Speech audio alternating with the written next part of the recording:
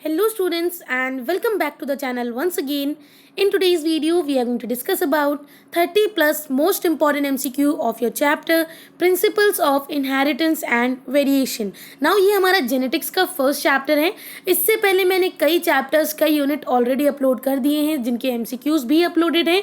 तो आपने अगर वो वीडियोस नहीं देखी हैं तो डिस्क्रिप्शन बॉक्स के अंदर लिंक ऑलरेडी गिवन है, आप जाकर उन सभी चैप्टर्स के MCQ प्रैक्टिस कर सकते हो. नाउ हमारा मिशन है कि हम नीट एम्स और जिपमर जैसे बड़े मेडिकल एंट्रेंस एग्जाम्स के अंदर सबसे इंपॉर्टेंट सब्जेक्ट बायोलॉजी में फुल स्कोर करें, जिससे कि हमारा जो टोटल स्कोर है वो बूस्ट हो जाए. नाउ ऐसा करने के लिए हमें ज़्यादा से ज़्यादा एमसीक्यूज को सॉल्व करना होगा और आपकी इसी प्रॉब्लम को थोड़ा और आसान बनाने के लिए मैं आपके लिए लेकर आई हूँ और कई सारे एमसीक्यूज. ओके, सो आज का हमारा चैप्टर है principles of inheritance and variation. Exam से पहले जितने भी एमसीक्यूज मैं आपको दे रही हूँ आपको ये ज़रूर पढ़कर जाने हैं, बिकॉज सभी प्रीवियस ईयर एमसीक्यू हैं और प्रीवियस ईयर एमसीक्यू सॉल्व करने से आपको एग्जाम का पैटर्न समझ में आता है. प्लस जो भी आपका एक पर्टिकुलर कॉन्सेप्ट है, एक सिंगल कॉन्सेप्ट है, उसमें से कितने तरीके के क्वेश्चंस फ्रेम हो सकते हैं ये भी आपको उसमें समझ आ जाता है. ओके, तो चलिए गाइस शुरू करते हैं. शुरू करने से पहले आपसे रिक्वेस्ट करना चाहूँगी कि अगर चैनल पर पहली बार आप ये वीडियो देख रहे हो तो प्लीज़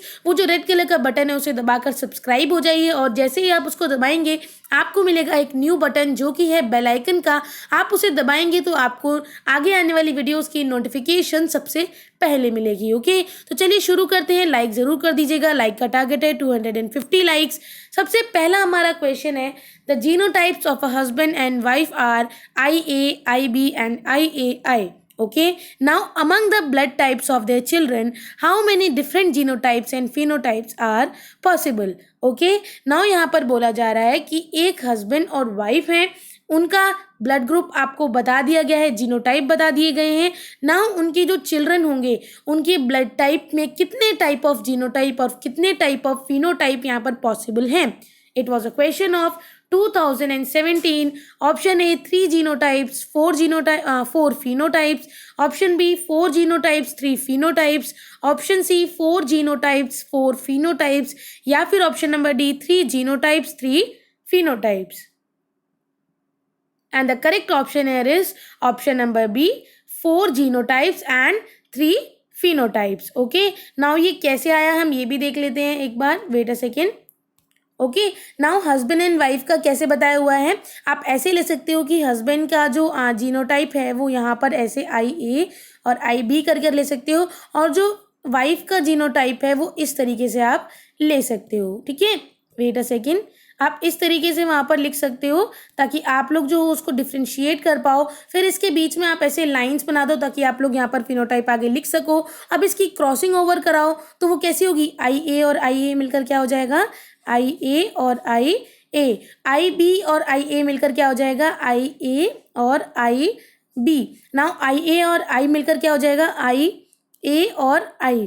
और IB और I मिलकर क्या हो जाएगा, IB एंड I. ओके, सो अब आप यहाँ पर देख सकते हो कि जीनोटाइप्स कितने आपको देखने को मिल रहे हैं, 4 1 2 3 4. ठीक है, जीनोटाइप्स आपके हो गए यहाँ पर 4. और कितने फिनोटाइप का मतलब होता है फीचर्स, मॉर्फोलॉजिकल फीचर्स जो होते हैं ना उस तरीके से. जीनोटाइप होता है जीन्स का और फिनोटाइप होता है कि दिखने में कैसे होंगे. तो IA ये वाला एक हो गया. ठीक है, IAIB इसमें भी A आ जाएगा, IA वाले में भी A आ जाएगा, इस वाले में अलग रहेगा. तो ये हो जाएगा फिनोटाइप आपका 3. ठीक है, तो आपके यहाँ पर एक और चीज़ यहाँ पर दिखाना चाहूँगी आपको. अगर ये समझ में आ गया हो तो आगे का देखते हैं, IA और IA. ठीक है, और जो आपका यहाँ पर है IA और I, इसमें आप क्या निकल कर आएगा, A निकल कर आएगा. ठीक है, और IA और IB ये जो हमारा आउटकम आया था इसमें हमारा AB निकल कर आएगा और जो हमारा IB और I है इसमें हमारा B निकल कर आएगा. तो ये क्या है, ये है हमारे फिनोटाइप्स. ठीक है, तो ये था गाइस हमारा कैसे इसका आंसर आया. नेक्स्ट हम चलते हैं सेकेंड क्वेश्चन की तरफ. Among the following characters, which one was not considered by Mendel in his experiment on P? 2017 का क्वेश्चन है. Option number A trichomes, which is glandular or non-glandular. B seed, which is green or yellow. C है आपका pod, inflated or constricted. और D है आपका stem, tall और dwarf. तो इनमें से कौन सा वो कैरेक्टर है जो कि मेंडल ने अपने एक्सपेरिमेंट P के एक्सपेरिमेंट के अंदर नहीं इन्वॉल्व किया था. And the correct option here is option number A, trichomes. ठीक है, मेंडल ने जब अपना एक्सपेरिमेंट किया था तो उन्होंने 7 कैरेक्टर्स लिए थे पी प्लांट के, जिनमें से जो नेचर था ट्राइकोम्स का वो ग्लैंडुलर और नॉन ग्लैंडुलर वाला नहीं कंसिडर किया गया था। ठीक है, नेक्स्ट हम चलते हैं थर्ड क्वेश्चन की तरफ। Which one from those given below is the period for Mendel's hybridization experiment. Now Mendel का जो हाइब्रिडाइजेशन का एक्सपेरिमेंट था उसका टाइम पीरियड क्या था? 2017 का ये क्वेश्चन है। Option number A 1840 to 1850, B 1857 to 1869, C 1870 to 1877 या फिर D 1856 to 1863। And the correct option here is option number D 1856 to 1863। ठीक है, एनसीईआरटी के अकॉर्डिंग मेंडल ने जो अपना हाइब्रिडाइजेशन वाला एक्सपेरिमेंट किया था वो 7 ईयर्स के लिए किया था। ठीक है, और वो कितने 7 ईयर्स का टाइम पीरियड था जो पी प्लांट के ऊपर एक्सपेरिमेंट हुआ था, और वो कब से कब तक था? 1856 से 1863। ठीक है, और उनका जो डाटा था, जो भी उन्होंने एक्सपेरिमेंट किया था उसका जो डाटा था वो कब पब्लिश हुआ था? 1865 में। ओके, नेक्स्ट हम चलते हैं। A tall true breeding garden pea plant is crossed with a dwarf true breeding garden plant. ठीक है, P plant when the F1 plants were self, the resulting genotypes were in the ratio of। Okay, यहाँ पर आपसे बोला गया है एक tall true breeding garden pea plant है जिसको क्रॉस कराया गया है एक ड्वार्फ के साथ। ठीक है, एक टॉल प्लांट है, एक ड्वार्फ प्लांट है। नाउ जो F1 प्लांट्स हैं उनके आपस में सेल्फिंग कराई गई है। ठीक है, सेल्फ क्रॉसिंग कराई गई है, तो जो जीनोटाइप्स होंगे उनका रेशियो क्या होगा? आपके सामने A B C and D चारों ऑप्शंस गिवन है, तो आप लोग यहाँ पर बता सकते हैं कि सही ऑप्शन क्या होगा। सो आई होप अब तक आपको पता चल गया होगा। अगर नहीं पता चला है तो आप वीडियो को पॉज करके यहाँ पर बता सकते हैं। And the correct option here is option number ए। ठीक है, 1 2 एंड 1, 1:2:1। ठीक है, वो कैसे होगा? पहले tall homozygous, tall heterozygous and last वाला डॉर्फ। अगर आपको चाहिए तो मैं यहाँ पर करके दिखा देती हूँ। देखो, एक उन्होंने लिया था टॉल और एक उन्होंने लिया था डॉर्फ, इसी तरीके से लिया था। जब हमारी F1 जनरेशन आएगी और इसका क्रॉसिंग ओवर होगा तो हमें मिलेगा हेट्रोजाइगस टॉल। ठीक है, ये डिफरेंट हैं ये दोनों ही, तो हेट्रोजाइगस, और यहाँ पर T कैपिटल है, इट मीन्स टॉल। ठीक है, तो हेट्रोजाइगस टॉल ये लिख देते हैं। उसके बाद जब इनकी सेल्फिंग कराएंगे, ये F1 है, जब इनकी हम सेल्फिंग कराएंगे तो हमें क्या मिलेगा? जब हम इनकी सेल्फिंग करा देंगे तो हमें मिलेगा यहाँ पर एक टॉल प्लांट। ठीक है, और एक हमारा मिलेगा हमें ड्वार्फ प्लांट। ठीक है, इस तरीके से ये वाला हमारा टॉल हो जाएगा और ये वाला हमारा ड्वार्फ हो जाएगा। तो इस तरीके से जो फिनोटिपिक रेशियो है वो होगा यहाँ पर, वेट अ सेकेंड, जो हमारा फिनोटिपिक रेशियो है वो हो जाएगा 3:1, बिकॉज टॉल और ड्वार्फ का हमें रेशियो बताना है। ठीक है, जो जीनोटिपिक रेशियो है वो हो जाएगा 1:2:1, which is homozygous tall plus heterozygous tall plus dwarf. ठीक है, यही आपसे पूछा था क्वेश्चन के अंदर। नेक्स्ट हम चलते हैं। In a test cross involving F1 hybrid flies, more parental type offspring were produced than the recombinant type offspring. इसका मतलब एक टेस्ट क्रॉस कराया गया है जिनके अंदर जो F1 वाली डाई हाइब्रिड फ्लाइज हैं उनके अंदर पेरेंटल टाइप ऑफस्प्रिंग ज़्यादा यहाँ पर देखने को मिली हैं then the recombinant type of offspring. तो इसका मतलब ये क्या इंडिकेट कर रहा है, ये आउटकम जो निकला है ये क्या इंडिकेट कर रहा है? It was a question of 2016 year. Option number A, the two genes are located on two different chromosomes. B, chromosome fail to separate during meiosis. C, the two genes are linked and present on the same chromosome. या फिर D, both the characters are controlled by more than one gene. And the correct option here is option number C, the two genes are linked and present on the same chromosome. ठीक है, जब भी दो jeans के बीच में हम die hybrid cross कराते हैं सेम क्रोमोसोम के ऊपर, सो जो हमारा पेरेंटल जीन का कॉम्बिनेशन होता है वो काफ़ी ज़्यादा होता है देन द नॉन पेरेंटल या फिर रिकॉम्बिनेंट टाइप ऑफ जीन। इसीलिए इस टाइप के कंडीशन को हम बोलते हैं इनकम्प्लीट लिंकेज। ओके, नेक्स्ट हम चलते हैं। Which is the most common mechanism of genetic variation in the population of sexually reproducing organism. Okay, option number A है आपका यहाँ पर chromosomal aberration, option number B genetic drift, option number C है आपका यहाँ पर रिकॉम्बिनेशन, या फिर आपका यहाँ पर D option transduction. And the correct option here is option number C, recombination. Why? Because जो मोस्ट कॉमन कॉज है वेरिएशन का वो रिकॉम्बिनेशन ही है ऑर्गेनिज्म के अंदर, जिसकी वजह से जो रिप्रोडक्शन है it is caused by the sexual way.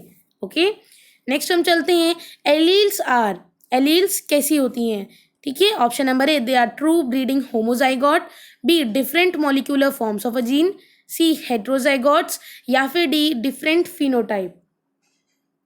And the correct option here is option number B, different molecular forms of a gene. ठीक है, एलील्स जो होती हैं they are defined as alternative form of same gene. एक ही gene की दो different form. ठीक है, यानी कि उसके अंदर सेम जीन का ही आपको डिफरेंट मॉलिक्यूलर फॉर्म देखने को मिलता है. नेक्स्ट है, which of the following statement is not true of two genes that show 50% recombination frequency. Okay, option number A है the genes are tightly linked. B है the genes show independent assortment. C है if the gene are present on the same chromosome they undergo more than one crossover in every meiosis. या फिर D, the genes may be on different chromosome. ठीक है, तो इनमें से आपको क्या लगता है कौन सी स्टेटमेंट सही नहीं है दो जीन्स के बारे में जो कि 50% रिकॉम्बिनेशन फ्रीक्वेंसी शो कर रही हैं? नीट 2013 का ये क्वेश्चन है. And the correct answer here is option number A. The genes are tightly linked because tightly linked genes show more linkage than the crossing over. Okay.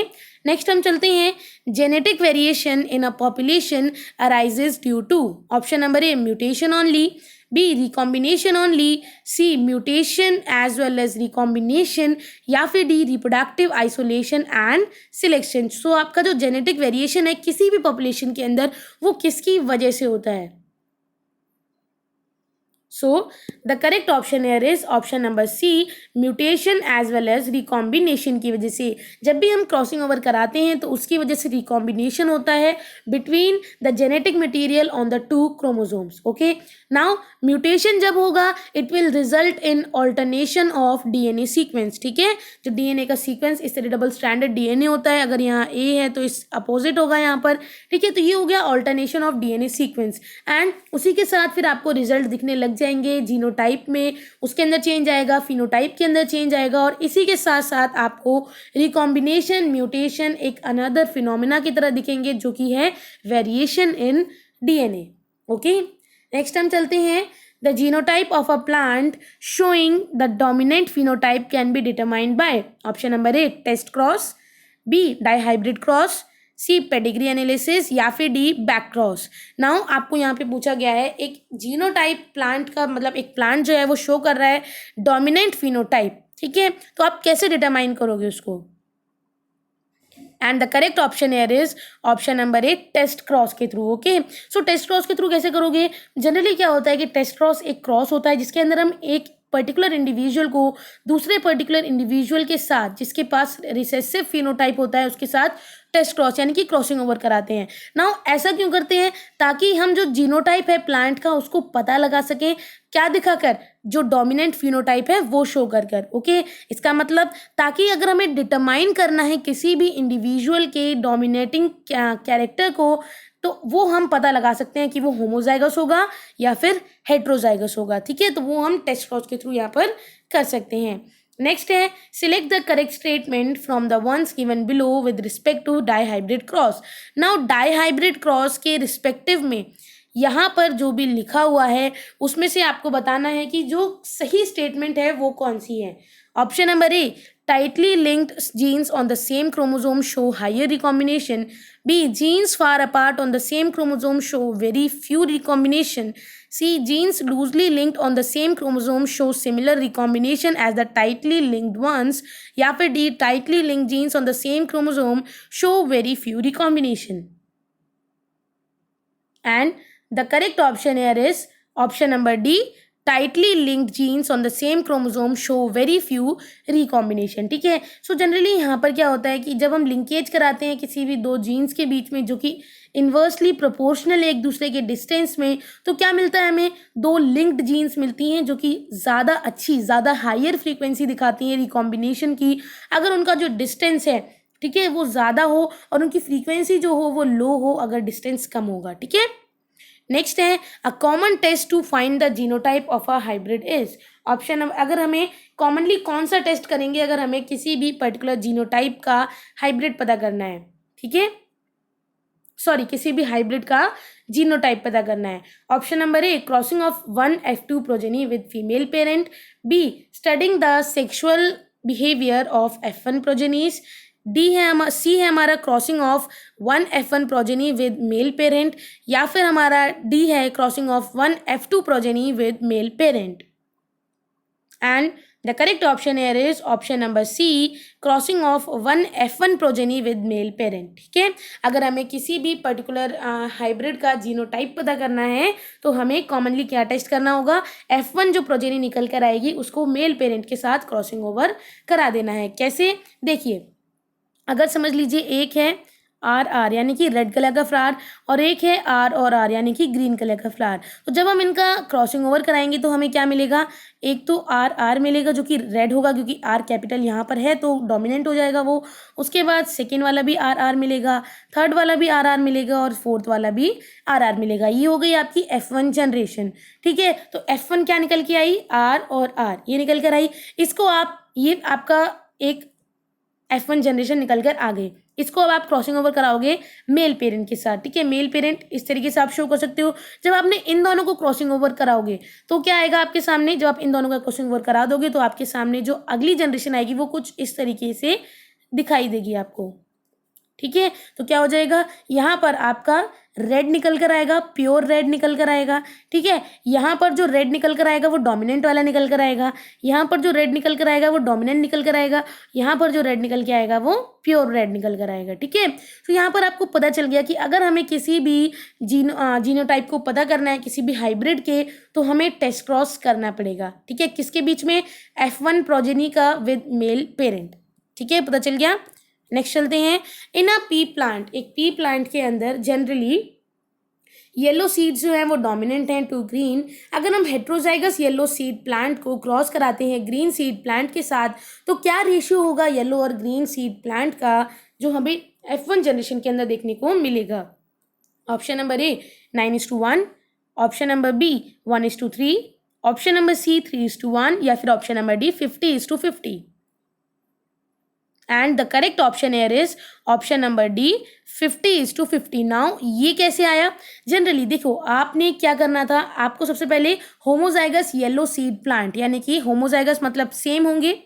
ठीक है, homozygous मतलब same होंगे, तो ये होगा ये हो गया आपका होमोजाइगस येलो सीड प्लांट। उसके बाद हेट्रोजाइगस ग्रीन प्लांट थे, यानी कि अलग अलग होंगे, तो ये हो गया आपका हेट्रोजाइगस ग्रीन प्लांट। उसके बाद होमोजाइगस ग्रीन प्लांट भी आपको लेना है, तो ये हो गया सेम, तो homozygous green plant. Okay, now question के अकॉर्डिंग, क्वेश्चन नहीं क्वेश्चन के अकॉर्डिंग आपको इन सभी को पुट अप करना है। आपको क्या करना है, हेट्रोजाइगस ग्रीन कुछ ऐसा था। उसके बाद होमोजाइगस ग्रीन, इसको क्रॉसिंग ओवर करा देना है। जब आप इनको अलग अलग करोगे तो ये कुछ इस तरीके से हो जाएंगे।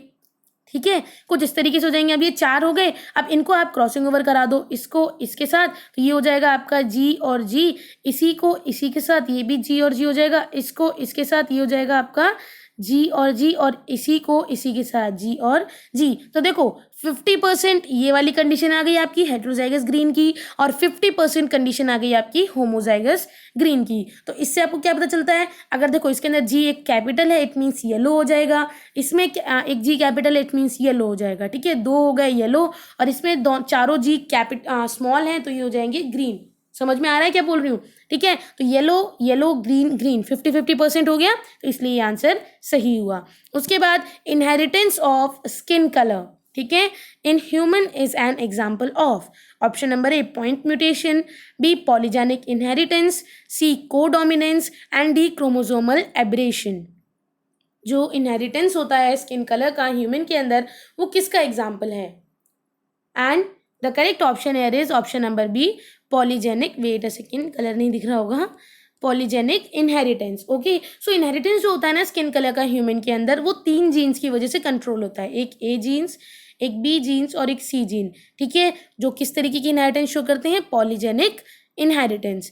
नेक्स्ट है हमारा 15th question, the salivary gland chromosome Okay, in the dipteran larva are useful in gene mapping because option number A, they are fused, B, they are much longer in size, C, they are easy to stain, या फिर D, they have endo reduplicated chromosome.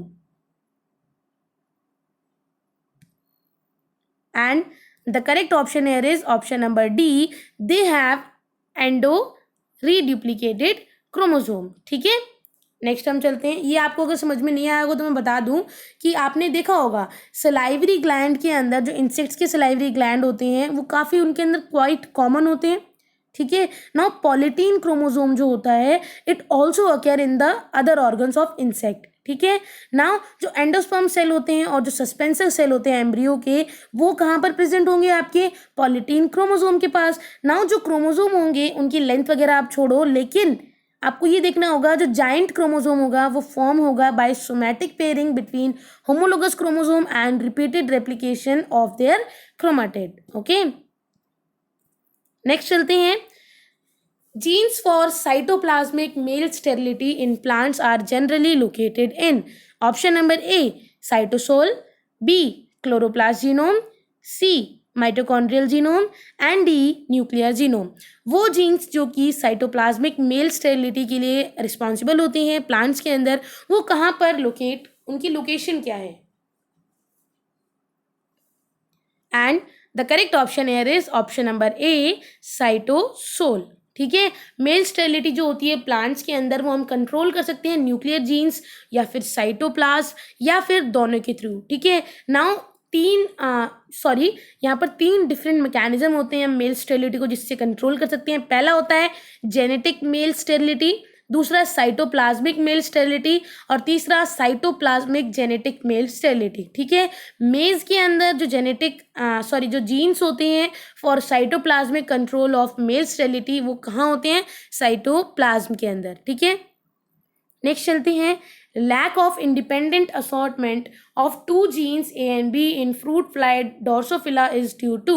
Now Drosophila के अंदर जिसमें दो jeans हैं ए और B, उनके अंदर इंडिपेंडेंट असॉर्टमेंट की लैक क्यों करता है, मतलब उसके अंदर एब्सेंट क्यों होता है independent assortment? Because of repulsion, recombination, linkage या फिर crossing over. And the correct option here is option number C, due to linkage. The lack of independent assortment in sweet pea and Drosophila is due to linkage. Okay. Next हम चलते हैं। The term linkage was coined by, ठीक है, जो term linkage था वो generally किन्होंने दिया था? Option number A T Boveri, B G Mendel, C W Sutton या फिर D T H Morgan. And the correct option here is option number D T H Morgan. T H Morgan ने ही हमें term linkage दिया था। Okay, T H Morgan को Nobel prize मिला था 1933 में। ठीक है, इन मेडिसिन और physiology for the function of chromosome in heredity. Okay, ये भी याद रखना, इंपॉर्टेंट इन्फॉर्मेशन है। उसके बाद in our society women are blamed for producing female children. हमारी सोसाइटी के अंदर फीमेल्स को ही रिस्पॉन्सिबल माना जाता है कि वो फीमेल चिल्ड्रन को जन्म देती हैं। ठीक है, उन्हीं को ब्लेम किया जाता है। तो आपको यहाँ पर चूज करना है correct answer for the sex determination in human. किसकी वजह से सेक्स डिटर्मिनेशन जो है वो किया जाता है? Option number A due to some defect in the women, B due to some defect like aspermia in men, C due to the genetic makeup of the particular sperm which fertilizes the egg, या फिर D due to the genetic makeup of the egg. And the correct option here is option number C, due to genetic makeup of the particular sperm which fertilizes the egg. Humans के अंदर हम सभी को पता है कि X human male के अंदर जनरली XY टाइप का सेक्स डिटर्मिनिंग मैकेनिज्म है, आउट ऑफ जिसके अंदर से 23 पेयर्स क्रोमोसोम जो होते हैं वो अलग होते हैं और 22 जो पेयर्स होते हैं वो एग्जैक्टली सेम होते हैं बोथ मेल और फीमेल के अंदर, जिनको हम ऑटोजोम कहते हैं। नाउ जो 23rd वाला पेयर होता है वो डिफरेंट होता है। एक पेयर होता है एक्स क्रोमोसोम का जो कि फीमेल के अंदर प्रेजेंट होता है, और जबकि मेल्स के अंदर एक एक्स होता है और एक वाई होता है। ठीक है, नाउ इन केस अगर ओवम फर्टिलाइज करता है एक्स वाले के साथ, ठीक है, एक्स मेल के एक्स क्रोमोसोम, क्योंकि फीमेल के पास दोनों एक्स हैं, तो अगर मेल वाला एक्स जाकर फीमेल के एक्स क्रोमोसोम के साथ जाके फर्टिलाइज करता है तो वो क्या हो जाएगी, वो आउटकम निकल के आएगा एक्स, और वो क्या बन जाएगी, फीमेल चाइल्ड। लेकिन अगर ऐसा होता है कि ओवम जो है वो फर्टिलाइज करता है वाई क्रोमोसोम के साथ, तो आउटकम क्या निकल कर आएगा, एक्स और वाई, और वो क्या बन जाएगा, मेल चाइल्ड, मेल ऑफस्प्रिंग। ठीक है, तो ये टोटली डिपेंड करता है मेल के ऊपर, ना कि फीमेल के ऊपर, कि जो सेक्स डिटर्मिनेशन होगा चाइल्ड का वो क्या होगा। नेक्स्ट है, which one of the following condition correctly describes the manner of determining the sex in the given example? Option number A, homozygous 6 chromosome determine female sex in birds, यानी कि ZZ। B है, आपको बताना है generally यहाँ पर कि correctly sex determining जो कंडीशन है वो करेक्ट किसकी लिखी हुई है यहाँ पर। ठीक है, बी है XO type of sex chromosome determine male sex in grasshopper. C है XO condition in human as found in Turner syndrome determine female sex. Now D है homozygous sex chromosome X X produce male in Drosophila. And the correct option here is option number B, XO type of sex chromosome determine male sex in grasshopper।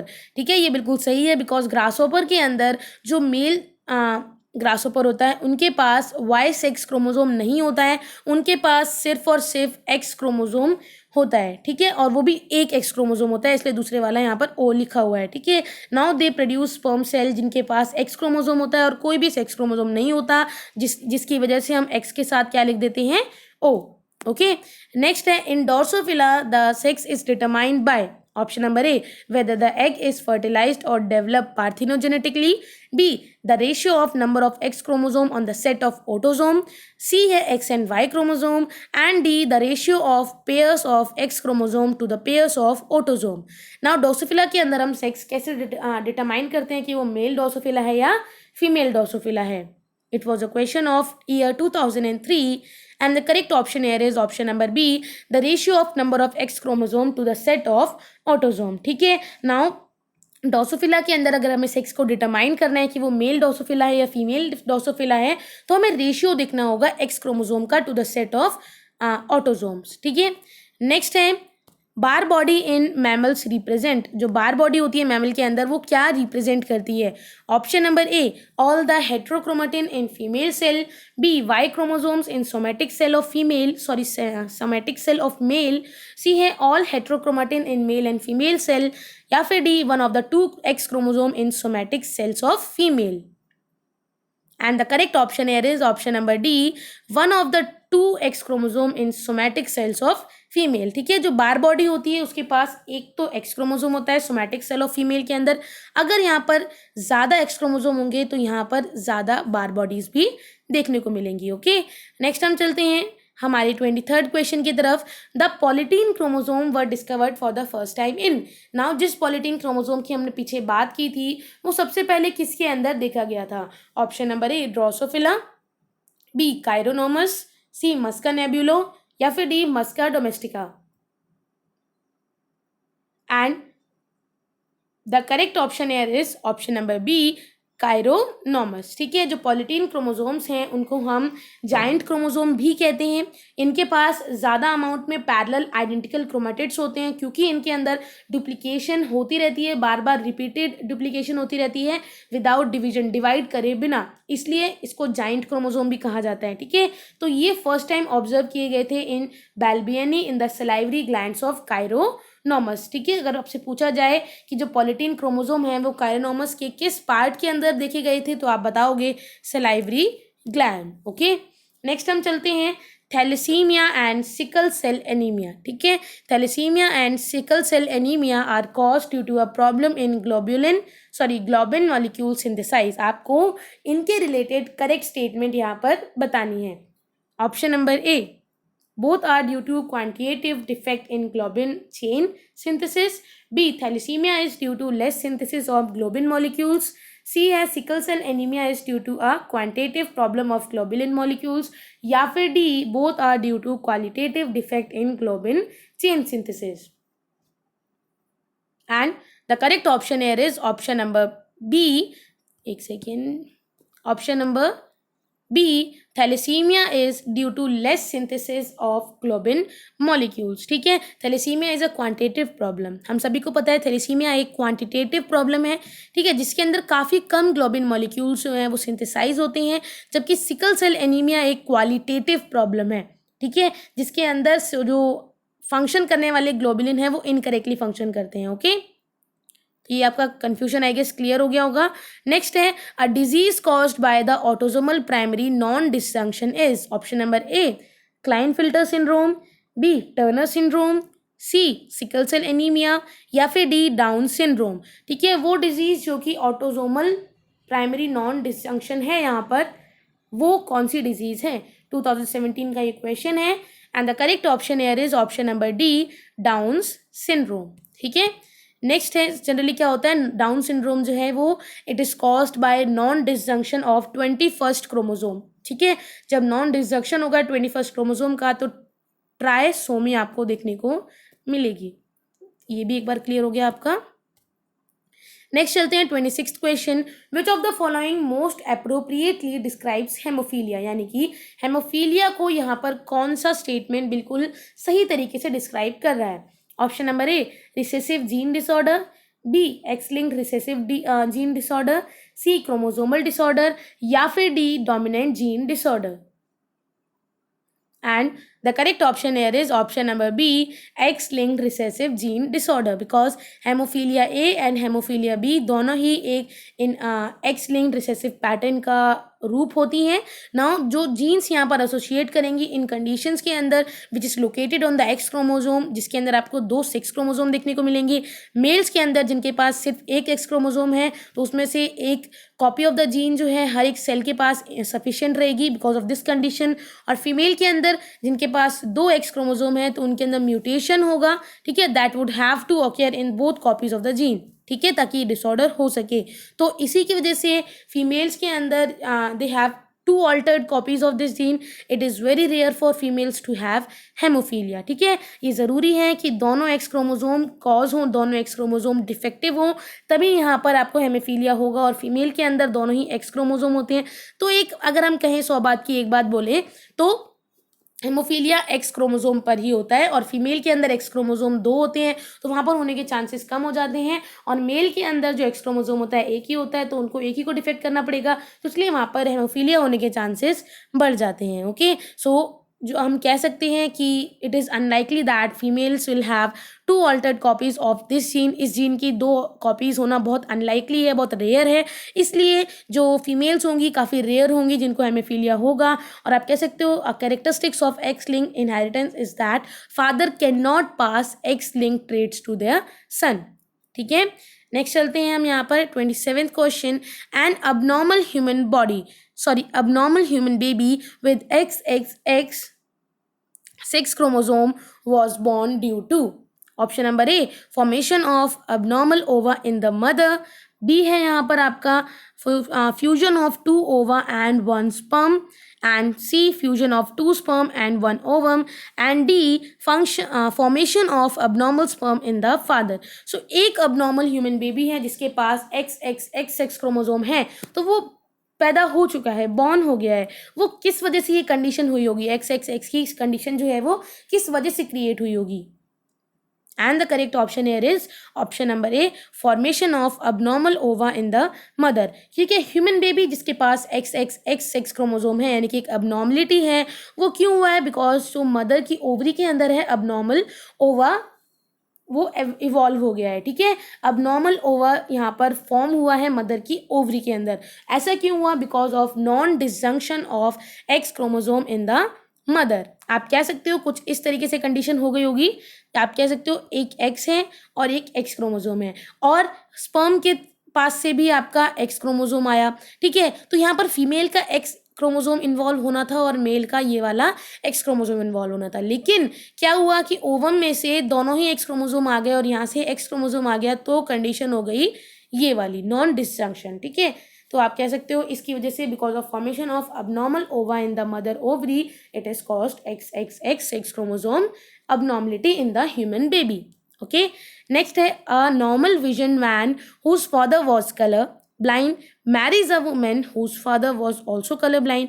देखो, एक normal vision है, एक person का, एक आदमी का normal vision है, ठीक है, उसके फादर जो है वो कलर ब्लाइंड थे, ठीक है ना, उस पर्सन ने शादी कर ली है एक ऐसी वुमेन से जिसके फादर भी कलर ब्लाइंड हैं, तो उनका जो फर्स्ट चाइल्ड होगा वो एक डॉटर है, ठीक है, उनकी जो फर्स्ट चाइल्ड है वो एक डॉटर है, तो क्या चांस होंगे उस डॉटर के कलर ब्लाइंड होने के? Option number A 100%, B 0%, C 25% या फिर D 50%। And the correct option here is option number B 0%, ठीक है, 0%, ठीक है, because a normal vision man marries a woman whose father was also colour blind, तो उनकी जो वाइफ होंगी they could be carried of the disease, ठीक है, उनकी वाइफ को ये डिजीज हो सकती है क्योंकि उनके पेरेंट्स को, उनके फादर को ये डिजीज थी। नाउ अगर वो मदर जो है वो नॉर्मल है, यहाँ पर कहा गया है कि हो सकती है वो डिजीज, लेकिन अगर वो मदर जो है वो नॉर्मल है तो ये ट्रेट जो है वो पास हो जाएगा चिल्ड्रन के अंदर, बट डॉटर जो है it will produce by this couple are carrier not the colour blind. हो सकता है कि वो जो आपका जीन है वो आगे ट्रांसफर हो जाए तो वो कैरियर हो सकती है लेकिन कलर ब्लाइंड नहीं हो सकती है, ठीक है। Now 50% of sons would be colour blind, जो सन है वो 50% कलर ब्लाइंड हो सकते हैं, ठीक है। नेक्स्ट हम चलते हैं, which one of the following is a wrong statement regarding mutation, mutation के रिगार्डिंग, म्यूटेशन के रिस्पेक्टिव कौन सी स्टेटमेंट यहाँ पर गलत है? Option number A deletion and insertion of base pair cause frame shift mutation, ठीक है, अगर हम डिलीट करें और इंसर्ट करें किसी भी बेस पेयर को उसकी वजह से फ्रेम शिफ्ट म्यूटेशन होता है। B. Cancer cells commonly shows chromosomal aberration. C. UV and gamma rays are mutagens. या फिर D. Change in a single base pair of DNA does not cause mutation. And the correct option here is option number D. Change in a single base pair of DNA does not cause mutation. ये wrong statement है mutation के लिए, because एक single base pair of DNA अगर इसके अंदर भी change आ जाए तो भी mutation हो सकता है, और उस mutation को जब अगर एक single base pair of DNA के अंदर change आता है, base pair के अंदर, single base pair के अंदर अगर change आता है तो उस तरीके की mutation को हम कहते हैं point mutation। ओके, सो इस तरीके की म्यूटेशन जो होती है वो यहाँ पर क्या करती है, रिप्लेस कर देती है सिंगल बेस न्यूक्लियोटाइड को with another nucleotide of the genetic material, चाहे वो डीएनए हो या फिर आरएनए, आप कह सकते हो। जो हमें एक एग्जांपल के तौर पर अगर हम देख सकते हैं, एक पॉइंट म्यूटेशन किसके अंदर देखने को मिलती है, सिकल सेल एनीमिया के अंदर, ठीक है। नेक्स्ट है, select the incorrect statement from the following. Option number A galactosemia is an inborn error of metabolism. B small population size result in random genetic drift in a population. C baldness is a sex limited trait. And D linkage is an exception to the principle of independent assortment in heredity. And the correct option here is option number B. Wait a second. Option number B, small population size result in random genetic drift in a population, ठीक है। जो inheritance का pattern होता है generally यहाँ पर वो particularly show करता है हेमोफीलिया को, ठीक है। Wait a second, I guess हमारा ये वाला आंसर गलत है, ओके, तो हम एक बार इस वाले आंसर को करेक्ट कर लेते हैं। The correct option here is option number C, baldness is a sex limited trait. ये एक गलत स्टेटमेंट है, बाल्डनेस एक सेक्स लिमिटेड ट्रेट बिल्कुल भी नहीं है, ठीक है। वो किसी भी क्रोमोसोम की वजह से यहाँ पर नहीं कॉज हुआ, इसलिए उसको हम सेक्स लिमिटेड ट्रेट नहीं कहेंगे, राइट। तो यहाँ पर आपको आई गेस यहाँ पे क्लियर हो गया होगा कि क्या गलत है यहाँ पर। ये द डोमिनेंस ऑफ एलील्स में differ in heterozygotes of two sexes, ठीक है। ये लाइन आई गेस आपको क्लियर करनी चाहिए इस रॉन्ग स्टेटमेंट को, ओके। सो गाइस, इसी के साथ मैंने सभी MCQs 30+ MCQs यहाँ पर कवर कर लिए हैं। अगर आपको और भी ज़्यादा MCQ वीडियोस ऐसे ही चाहिए विद फुल एक्सप्लेनेशन तो आप नीचे कमेंट सेक्शन में कमेंट कर सकते हो, और सब्सक्राइब कर लीजिए BKB चैनल को। और अगर वीडियो पसंद आई हो तो लाइक ज़रूर करना, शेयर करना अपने फ्रेंड्स के साथ, फॉलो कर सकते हो मुझे मेरे Instagram handle Singh creation education पर। With that said, thank you so much, have a good day, bye bye.